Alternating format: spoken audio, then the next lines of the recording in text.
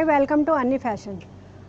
आज हम आपको दिखाएंगे कि पैडेड ब्लाउज़ कैसे बनता है। इसके लिए हमने 1 मीटर कपड़ा और 1 मीटर अस्तर लिया है। आप लोगों की सुविधा के लिए हमने इसको 3 भागों में बांटा है। पहले भाग में हमने पैडेड ब्लाउज़ की कटिंग दिखाई है और दूसरे भाग में हमने पैड लगाना और प्लेट डालना दिखाया है और तीसरे भाग में हमने चैन लगाना और नेट लगाना दिखाया है। ये हमारा 1 मीटर अस्तर है और 1 मीटर हमने ये कपड़ा लिया है और ये हमने नेट ली है और ये हमारा पैड है और ये जिप को हम साइड में लगाएंगे। और अब हम दिखाते हैं अस्तर को किस तरीके से बिछाना है। इस तरीके से पूरा खोल लिया है और इस दोनों किनारे को बराबर करके और ऐसे 20 सेंटर बनाएंगे। दोनों किनारा बराबर कर देंगे, इस तरीके से बराबर कर लेंगे और ये हमारा सेंटर है। और सबसे पहले हम नीचे फोल्ड के लिए 1 इंच हमने फोल्ड के लिए लिया है। नीचे बराबर कर दोनों निशान को हम बराबर कर लेंगे स्केल से, इस तरीके से।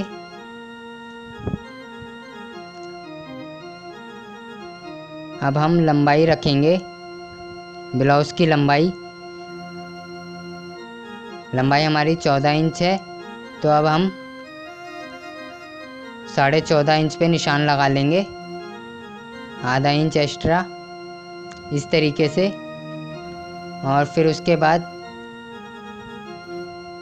5.5 इंच इस तरीके से निशान लगा लेंगे। ये हमारा चेस्ट का निशान हो गया है। इस तरीके से इसको हम सीधा कर लेंगे, स्ट्रेट कर लेंगे। और ये तीरे का निशान कम लगता है चेस्ट से, ये कम चेस्ट का हो गया। ये नीचे इस तरीके से हम चेस्ट का निशान लगाएंगे और ये कमर।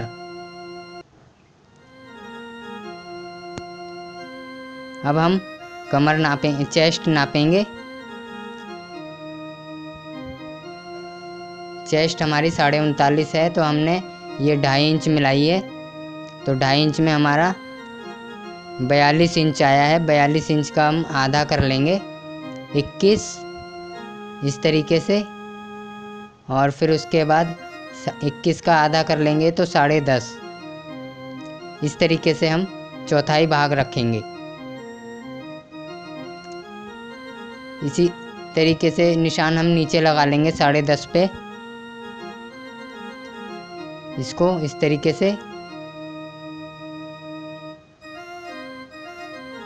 अब हम दोनों निशानों को कमर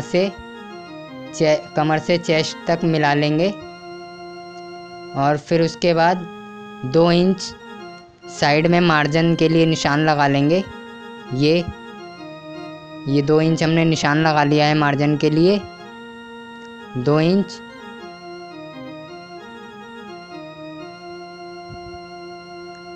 अब हम तीरे का निशान लगाएंगे 5.5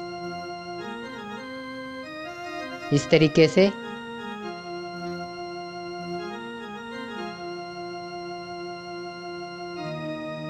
इस निशान को हम मिला लेंगे दोनों को चेस्ट से तीरे तक।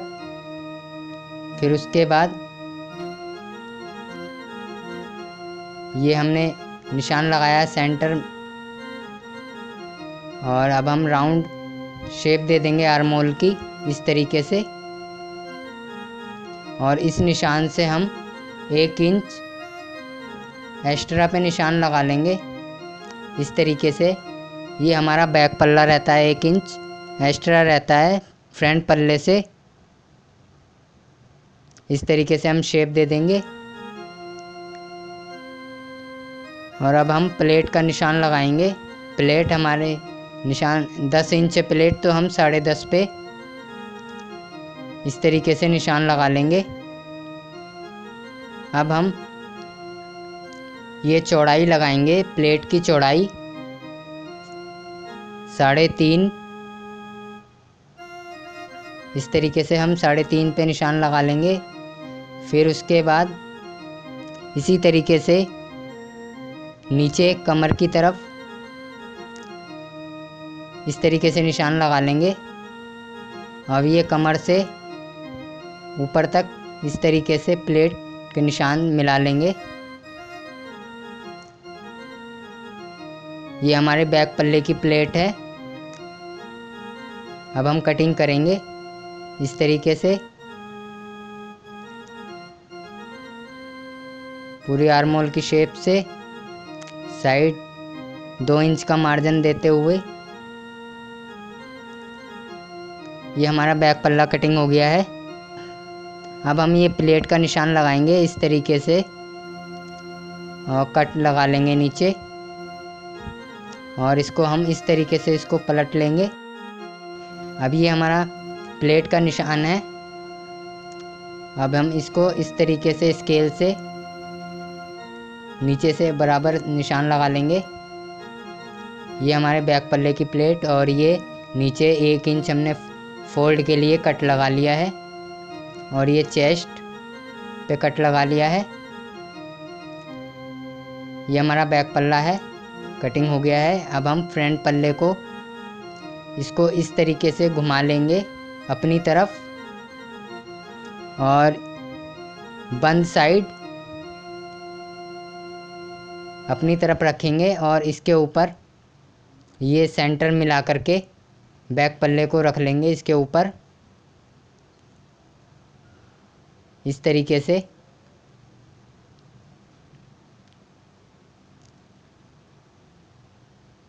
फिर उसके बाद इस तरीके से मिला करके और इस तरीके से आर्म होल की शेप दे देंगे और साइड में निशान लगा लेंगे। फिर उसके बाद लंबाई हमारी थी 14 इंच, तो 14.5 पे हमने निशान लगा लिया है। अब हम इसको बैक पल्ले को हटा करके अब हम नीचे स्ट्रेट कर लेंगे इस तरीके से।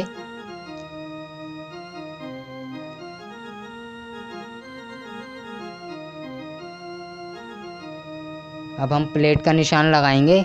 10 इंच है तो 10.5 पे हमने प्लेट का निशान लगा लिया है। इस तरीके से हम स्ट्रेट कर लेंगे निशान को। स्ट्रेट कर लिया है, ये हमारी प्लेट का निशान है। अब हम 3.5 इंच प्लेट का निशान लगा लेंगे, जैसे हमने बैक पल्ले पे लगाया था ऐसे ही नीचे की तरफ भी 3.5 इंच इसको इस तरीके से मिला लेंगे नीचे से।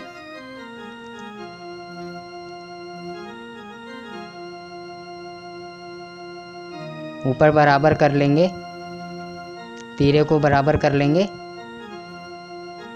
फिर उसके बाद इस तरीके से इसको शेप देते हुए जैसे निशान लगा हुआ है कटिंग कर लेंगे।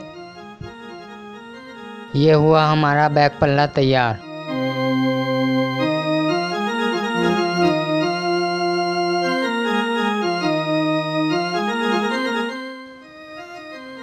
ये हमने अब फ्रंट पल्ला लिया है। अब फ्रंट पल्ले पे इस तरीके से यहाँ से स्ट्रेट कर लेंगे निशान को। ये प्लेट का निशान है हमारा, इस तरीके से स्ट्रेट कर लेंगे निशान को। फिर उसके बाद प्लेट का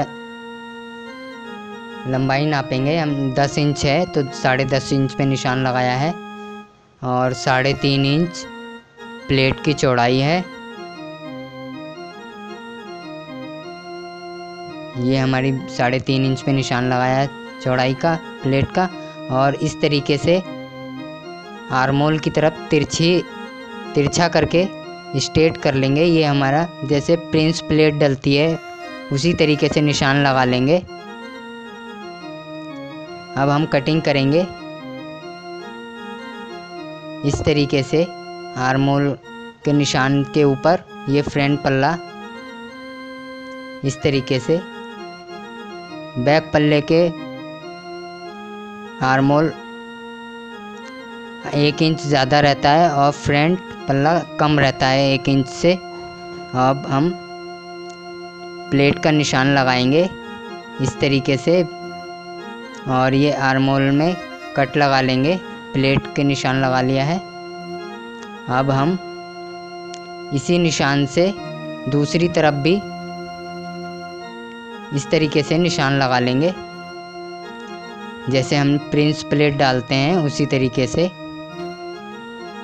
ये हमने निशान लगा लिया है। अब हम कपड़ा लेंगे, ये हमारा कपड़ा है। ये हमने कपड़ा सीधा अंदर की तरफ रखा है इस तरीके से बराबर करके, और ऊपर की तरफ उल्टा है। ये हमने सेंटर मिलाया है। और सबसे पहले हम फ्रंट पल्ला सेंटर मिला करके रख देंगे इसी के ऊपर, कपड़े के ऊपर इस तरीके से बराबर। और फिर उसके बाद बैक पल्ले को भी इसी के ऊपर इस तरीके से रख लेंगे सेंटर मिला करके, बराबर मिलाते हुए इस तरीके से।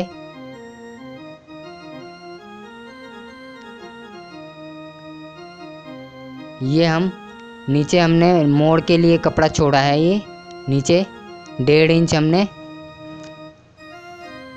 और फ्रंट पल्ले में भी हमने 1.5 इंच नीचे फोल्ड के लिए छोड़ा हुआ है कपड़ा।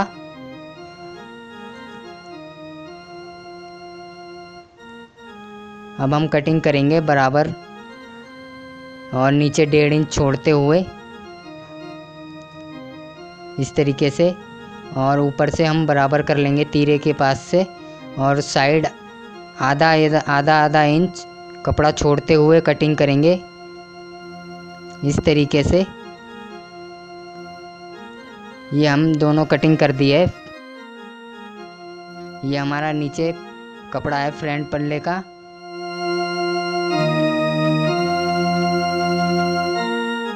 और ये बैक पल्ला है, और नीचे ये हमारा कपड़ा है। ये हमारी कटिंग कंप्लीट हो गई है।